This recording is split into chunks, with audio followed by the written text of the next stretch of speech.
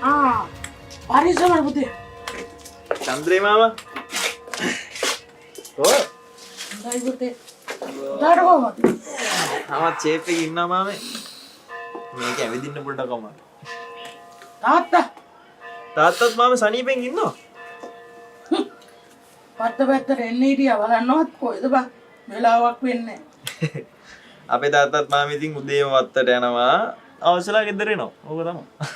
වත්තට යනවා මලක් කඩනවා නෙමෙයිද? මලක් කඩනවා කියද මතක් වුනේ. අර පරණ කඩපු මලක් ඉන්න මාමේ මේ දවස්වල අපේ අම්මගෙන් බැනුම් එන්නේ. මොකද්ද බං ඒ කතාව? ඇයි මාම දන්නවනේ රමණි නන්ද?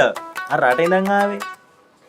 මාම ඔය රමණි නන්දයි අපේ තාත්තයි අතරේ මොකක් හරි නිකන් ටින්කි බින්කි එකක් තිබ්බද? ටින්කි බින්කි? ඔව්. ඒ කියන්නේ? ඒ කියන්නේ මාමේ නිකන් ජිංගිවිරිස්සයක් වගේ තිබ්බද එයාලා දෙන්න අතරේ?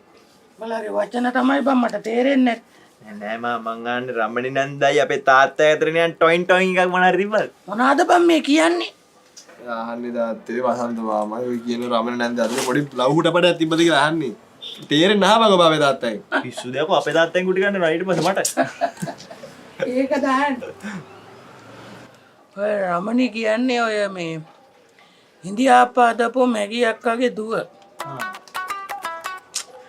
වසන්තගේ නම් එහෙම මොකුත් එකක් තිබ්බේ නෑ. හැබැයි යෝගී මధుරවා වගේ වසන්ත වටේම කැරකෙවි හිටියා. අපේ තාත්තත් මාමේ හිබිජ්ජාගේ හිටියට එන මනමාලේ අනේ කාලේ. වෙන්න බෑනේ පුතාගේ නැත. උඹ පිස්සු දෙකෝ.